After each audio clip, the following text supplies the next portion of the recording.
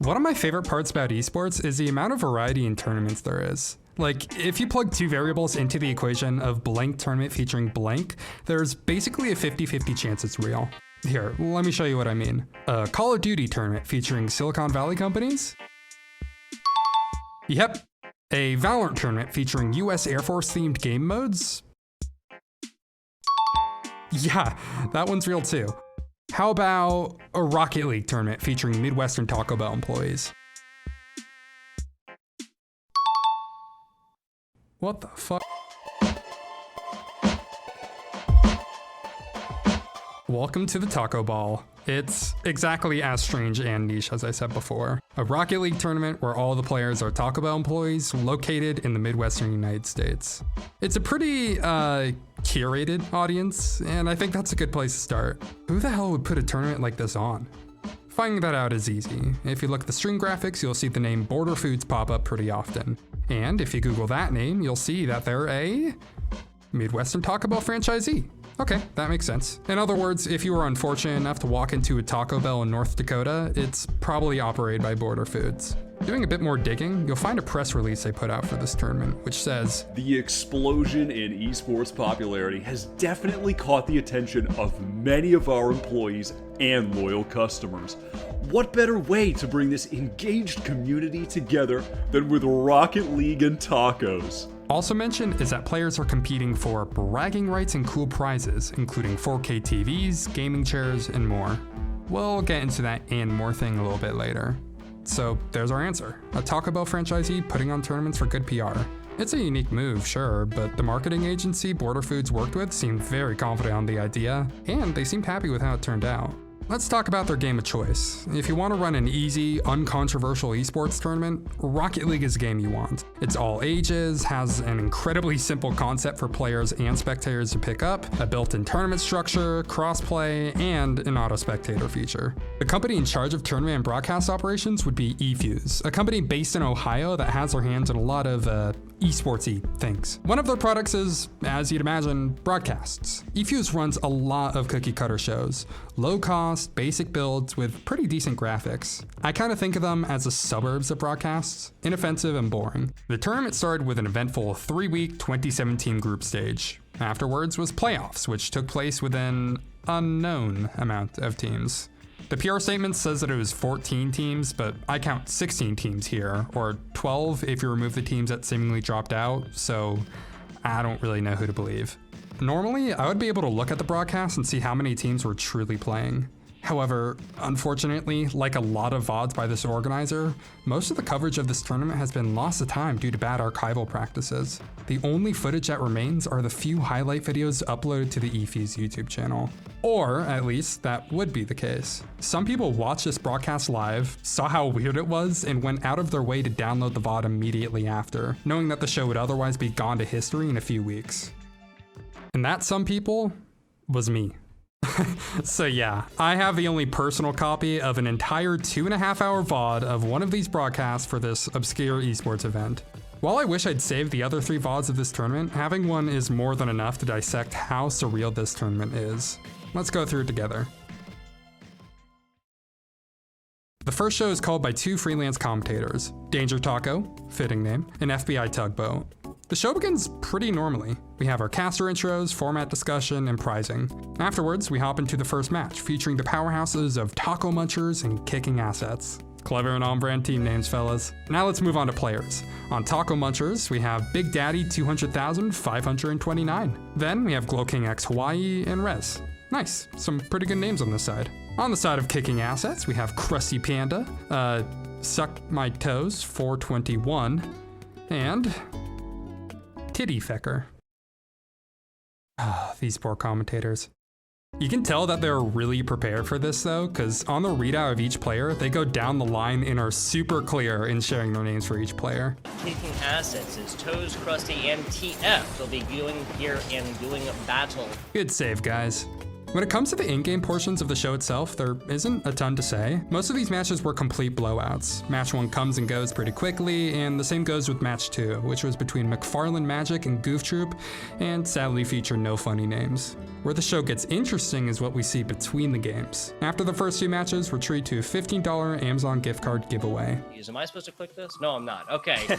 And round we go. Where we stop, nobody knows. The Taco Bell, presented by Border Foods, does end on corn. What is Taco Bell without corn, right? Congrats to corn. You can get a pretty good amount for $15. In my opinion though, the most unique part of this broadcast comes next, the pre-taped and edited interview segments. Now, on the surface, you'd probably think that interviews with Midwestern Taco Bell employees is probably one of the most boring things you can watch.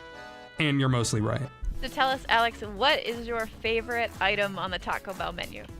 My favorite right now is a new promotion, the grilled cheese burrito. But I don't get the grilled cheese on top of the burrito. I keep it all. After our interview with Stank Daddy 420, we tune into his team's match versus Screaming Twinkies, where they get quickly blown out 2-0. Then we have part 2 of Stank Daddy's interview, a break, another interview, and then finally our last game of the day. The third and final match of this broadcast is Corn Harvest against Oakdale Raiders. Corn Harvest is corn to creams and tova, while Oakdale Raiders is made up of Dom Dog and, fucking Snowflake. Names aside, there's obviously something wrong here. Why is it a 3v2 for Corn Harvest? My personal lore is that one of the players had to go to their shift at Taco Bell and couldn't make the game. Anyway, Corn Harvest obviously beat the shit out of Oakdale in game 1, then moving into game 2, they decide to make things fair and switch to 2v2. And it's even more of a stomp. Fun little fact as well. Although Oakdale Raiders ended with a 1-2 record, with their only win being a forfeit against Chirac Drillers, they somehow ended with a negative 47 goal differential, which is honestly insane. Anyway, after the game, the casters say their goodbyes, another pre-taped interview is aired, and the show ends just over 2.5 hours in. Like I said before, it's a slim, inoffensive, and completely passable broadcast. Yeah, the idea is quirky and maybe a bit lame, but it's not that out there. So why is this tournament so interesting to me? Well, I've been sort of misleading you.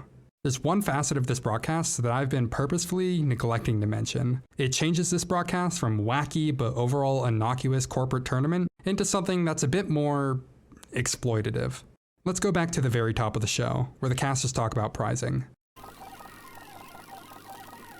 Speaking of that prizing, let's kind of talk about this. Now, all of the teams here, I guess 8 different groups here, 4 teams apiece to be prizing awarded to the top 4. Top 4 is going to be 20 hours of paid time off. The real prize for this tournament isn't a 4K TV or gamer chair, and certainly not bragging rights. It's the paid time off for the top 4 teams. This detail feels kind of added last second, maybe? It's not directly mentioned in either of the 2 press releases, other than labeling it under the obscure guise of "and more." Next, let's jump to those pre-taped interviews. One of the bigger prizes in the rest of this tournament is PTO if you win the tourney. What would you do with your time off? Now, before going forward, I'm curious on what you think a non-concerning answer would be.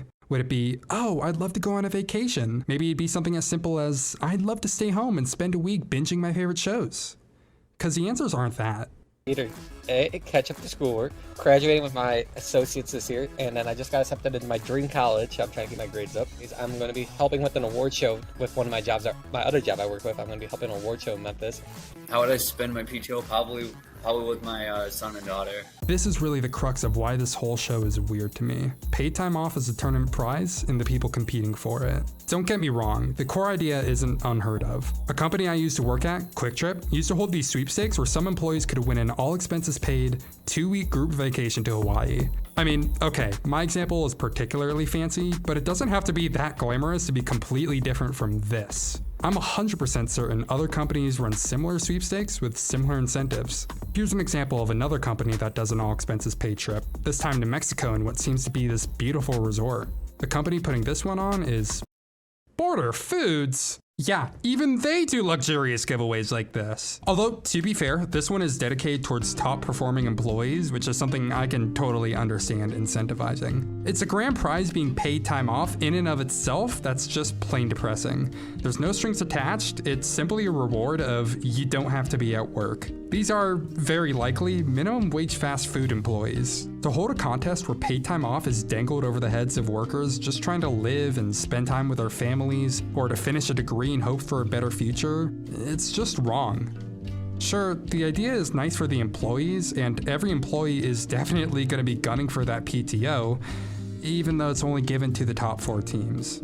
In these interviews, there's even a few employees who mention how they had never played Rocket League, but installed the game simply so they could learn and have a fighting chance. But they shouldn't have to make top 4 in order to get paid time off. If it's something that's promoted as a prize, it should be something granted more sparingly. Remember how I said before that interviews with Taco Bell employees are probably one of the most boring interviews you could watch? I decided to disregard that and do that exact thing. My opinion on the prizing is mine alone, and the actual people affected might feel completely different. Just for the sake of getting another viewpoint, I went on the prowl to try to get in contact with some of the competitors. A lot of them were on console and basically impossible to get a hold of. Others were on Steam and understandably ignored my out-of-the-blue friend requests. But there is one person I managed to grab the ear of: Brendan Burke. Brendan Burke was one of the 2 interview subjects that we saw in our original VOD, so being able to get in touch with him was pretty great. After some scheduling woes, I was finally able to sit down with him for about 15 minutes to catch up. Hey, what's up? How you doing? Give me 1 second. I'm sharing my camera. Give me 1 second. No Sorry. worries, no rush. At the time of the initial interview he gave with eFuse, he was working 3 jobs on top of chasing a bachelor's degree. As someone who would greatly benefit from PTO, I was curious how he felt about the concept as a prize. And he seemed to have a pretty mild opinion of it. Earlier, like PTO as a prize wasn't that big for me because, like, I don't know. I feel like there could have been better prizes. Maybe I know like PTO might be cool for some people, but like when, like at the time I was working maybe like 30-35 hours a week there. So like it's not like if I was working like some people work 50 hours a week there. So like if I was working 50 hours a week, it would be different. But for me, it wasn't really much to me. So for some people, maybe the time off wasn't that big of a deal. Maybe I'm overthinking how impactful it truly is, because at least in Brendan's case, it really didn't make a difference at all. Shortly after this tournament, Brendan quit Taco Bell. He now works 2 jobs, one at a pharmacy and another as a freelancer for a Christian music blog. He also runs a podcast called Christian Music Bros, which is on Spotify if you happen to be into that. Ultimately, this broadcast, while it appears to be a for-fun tournament between Taco Bell employees for luxuries such as 4K TVs, has an underlying and unignorable theme: a desire for better workers' rights. But it feels strange to blurt out, since the show itself doesn't scream that message. It's just a silly Rocket League tournament, right? Is exposing the innately flawed nature of this tournament wrong, even though it's ultimately a fun way for the company to branch out into esports? I don't think so. Internal company tournaments are not unheard of. The one I currently work at runs our own on occasion. A few months back, for instance, we ran a Marvel Snap tournament since that was the game at the time. However, there was no prizing on the table and certainly no PTO. It was literally just so employees could get together and have fun in a competitive setting. And I'm sure that's something that plenty of other companies do too, as well as what Border Foods were probably aiming for. What makes my example different from this though is that they aren't publicly broadcasted and advertised through PR statements, news articles, and social media posts. That's why I think it's fine to criticize the Taco Ball, even though on the surface, it could be seen as a totally innocent tournament that just happens to be for paid time off. It was meant to be marketed and good PR for Border Foods. It was meant to engage workers across the US who are otherwise leaving their jobs. Yet still, at the end of the day, it feels strange to be upset at a company for putting on a Rocket League tournament, especially one that's been pretty much entirely lost and forgotten. Like mentioned before, it is inherently exploitative, since it was put on as a means for good PR and to make employees face off against each other for the chance of a meager amount of PTO. But I guess it also feels like it could be a lot worse. Maybe I'm just glad it's a video game that they're competing over and not something like a boxing tournament or whatever. Ultimately, the Taco Ball leaves behind a strange legacy of what it looks like when a big corporation broadcasts an internal tournament to the world. It seemingly never made much of a mark, both in the tournament itself nor in its prizing, which was a dodgy idea in theory and an unimpactful one in practice. It was an oddball, one-off idea that, in the grand scheme of things, is totally irrelevant.